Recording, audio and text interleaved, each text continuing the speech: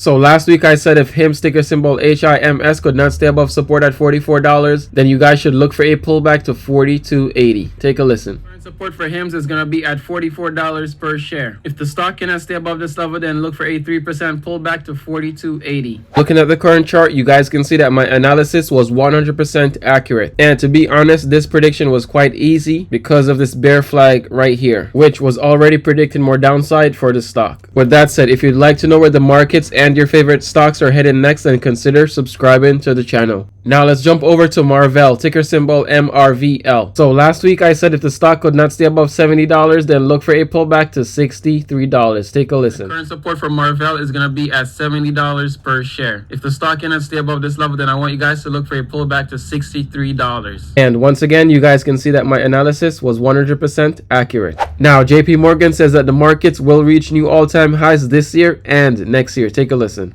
All the uncertainty, all the turmoil from tariffs, and yet earnings have been great. And so, I've been talking about the roaring 2020s since not since 1920, since 2020. Been making the comparison to the 1920s. And so far, so good. I think the market is discounting a technology-led productivity boom, and with better growth, inflation staying down, better profitability, and real wages going up. And rate cuts. And possibly rate cuts. I don't know. I mean, it's not a done deal yet, right? I mean, it seems like everybody's anticipating it'll happen. Well, but I think the market just don't break the market's heart, Ed. I mean, because the market has moved on, thinking that this is a given. The market loves Fed puts. So if we can get a Fed put, and maybe the economy really doesn't need it, I guess we'll get a further melt up. But look, I think that the outlook is that we're in a bull market, tremendous amount of buying power, lots of buying on the dips. And so I think it continues. I'm using 6,600 now by year end, and 7,700 by the end of next year, and 10,000 by 2029, not 19. Yeah, Ed, don't start talking about that. No, we don't want to go there. Yeah. Gabrielle, does this match up with how you think about things right now? Yeah, we very much think for the rest of the year, next year, more all-time highs, normal upward climb of the market. I think what's been interesting from this summer has really been the rotation within the market.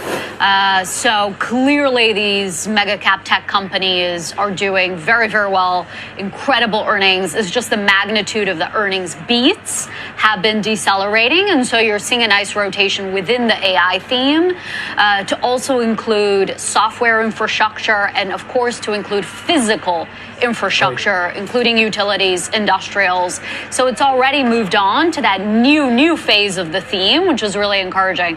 One of the things we ask ourselves about the fall is whether this other rotation, this one from tech to cyclicals, continues, and that's where we say probably not. It's much more of a sugar rush than an actual protein boost. Why? Like you're seeing elsewhere. Ed just went down the list of the menu, and it sounds like you're going to be eating a lot of protein in the months ahead.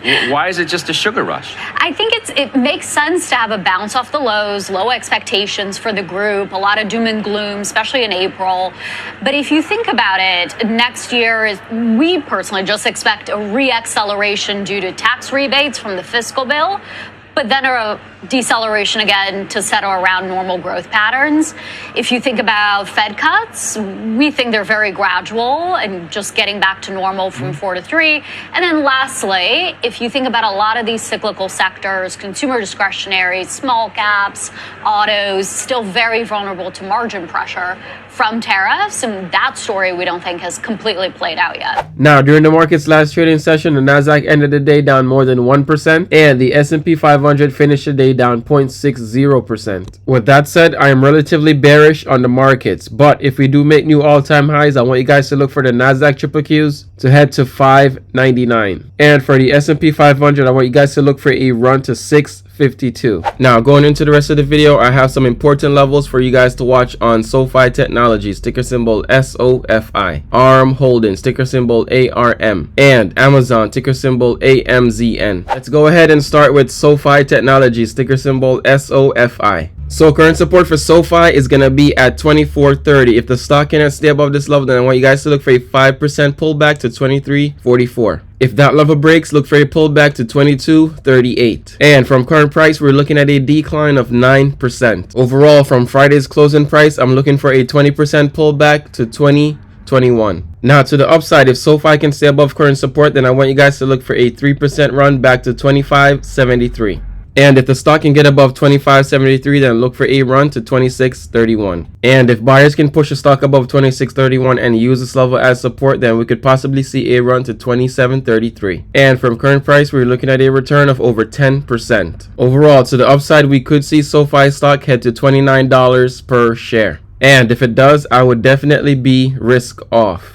Now let's take a look at ARM Holdings, ticker symbol ARM. So current support for the stock is going to be at 132. If it can't stay above this level, then look for a 9% pullback to 126. And if that level breaks, then we're looking at a pullback to 122.80. Overall, to the downside, we could see a pullback to 112.70. And from Friday's closing price, that would be a decline of 18%. Now to the upside, if ARM can stay above current support at 132, then I want you guys to look for a run back to 143. And if buyers can get the stock above 143, then look for a run to 149. Above 149, the bull's next target will be at 155. Overall, to the upside, my price target for ARM Holdings is going to be at 208. And from Friday's closing price, we're looking at a return of over 50%. Next, we have Amazon, ticker symbol AMZN. So current support for Amazon is going to be at 223. If the stock cannot stay above this level, then look for a pullback to 217. And if that level breaks, then look for a further pullback to 214. From Friday's closing price, we're looking at a decline of 6%. Now to the upside, if Amazon can stay above support at 223, then I want you guys to look for a run to 232. And if the buyers can get above 232 and use this level as support, then look for a run to 238. Above 238, the bull's next target is going to be at 242. And with that said, my overall target to the upside for Amazon is going to be at 257. And from current price, we're looking at a return of over 12%. Alright guys, if you like today's video, go ahead and leave a like, leave a comment, and if you're currently watching and you're not yet subscribed, do consider subscribing. As always, thanks for watching, and I'll see you guys in the next one.